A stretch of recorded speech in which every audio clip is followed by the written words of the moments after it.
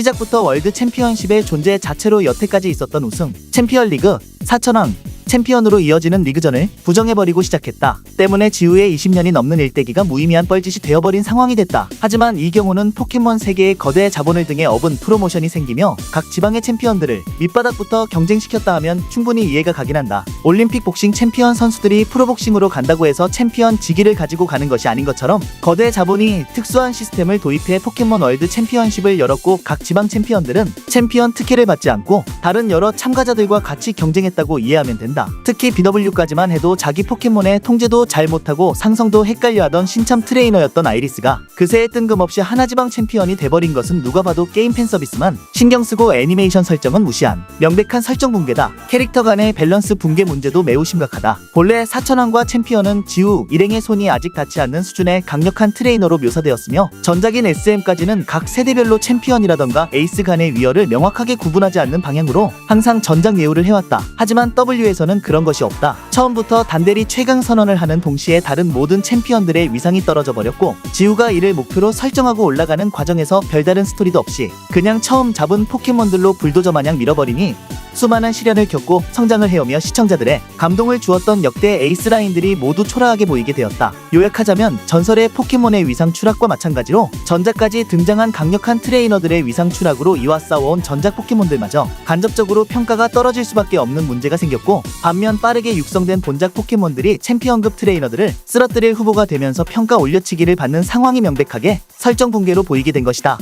지금까지 게임이든 애니메이션이든 포획을 위해서는 포켓몬과의 배틀이 필요하고 포켓몬의 체력을 어느 정도 깎은 후 볼을 던지는 것이 상식인 것처럼 묘사되어 왔다. 그러지 않으면 쉽게 잡히지 않고 볼에 들어가도 도망가는 것이 당연했다. 그러나 고우는 포켓몬과 배틀을 전혀 하지 않고 만나자마자 냅다 볼을 던지고 볼은 나이스를 띄우며 팔팔한 상태건 방금 전까지 대치하던 상태건 그냥 지나가다가 우연히 볼이 튕겨 맞았건 간에 바로 포켓몬을 잡아버린다. 포켓몬들이 고우의 볼만 맞으면 저항의지를 잃어버리고 바로 순응해버리는 것, 배틀 없이 잡는 것과 더불어 마스터볼도 아닌 일반 몬스터볼에 지나치게 높은 포획률도 의아함을 불러일으키는 요소. 또한 지금까지는 애니메이션에서 지우가 한 마리 한 마리의 포켓몬을 잡을 때는 스토리가 가볍게 진행되지 않고 잡기 전부터 어떠한 접점이나 유대감을 만든 이후 같이 가게 되는 전개를 취해 시청자들에게 포켓몬을 잡는다는 것은 소중한 파트너이자 동료를 맞아들인다는 개념으로서 받아들여져 왔다. 그러나 고우는 맥락도 없이 그냥 만나면 어떠한 소감이나 감상조차 없이 바로 잡아야겠다고 선언하며 바로 볼부터 던지고 만난 지 1분도 지나지 않은 포켓몬들이 배틀도 없이 고우의 볼에 그대로 쉽게 잡히니 고우와 포켓몬의 관계에 몰입하기가 힘들다. 때문에 66화에서 이별 전에 기존에 잡았던 포켓몬과 유대를 쌓는 장면을 전혀 묘사하지도 않아놓고 감동적으로 헤어진다는 에피소드를 넣으니 시청자들 입장에서는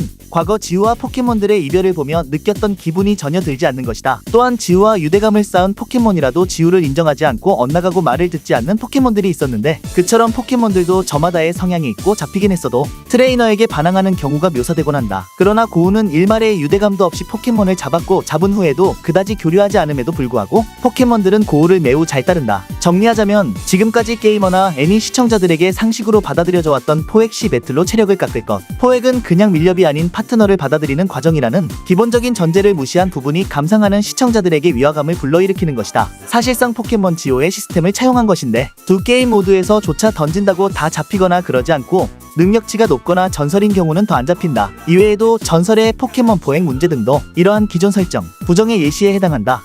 전작 캐릭터와 전작 포켓몬에 관련된 배경에 대한 여러 설정의 오류가 존재하기도 하였다. 단델 vs 모코 전에서 모코가 붉은 갸라도스를 꺼낼 때 해설이 황금 잉어킹이 진화하였다고 설명하였는데 사실 모코의 붉은 갸라도스는 그냥 색이 다른 포켓몬이 아니라 잉어킹의 로켓단에 의해 강제로 진화하면서 잉어킹의 붉은 색이 그대로 남겨지게 된 것이다. 68화에서 지우와 초연몽의 재회 에피소드에서 초연몽이 지우의 다른 불꽃 타입 포켓몬들과 엮일 때 제작진들이 코터스를 잊어버린 것인지 코터스만 등장하지 않아 설정 오류가 일어났다. 이후 114화에서 모습을 드러내었다. 거기다가 지우의 개굴린자와의 재회 에피소드에서 알렌과의 배틀과 개굴린자와의 작별을 회상할 때 지우 개굴린자가 아닌 일반 개굴린자로 표현되는 바람에 설정 오류 논란이 일어나기도 하였다. 이처럼 아예 전작의 스토리의 설정 자체도 제대로 고증을 해내지 못하여 제작진들은 전작에 대한 걸 제대로 알지도 못했으면서 전작 캐릭터 파리하는 거 아니냐는 큰 비판받기도 하였다.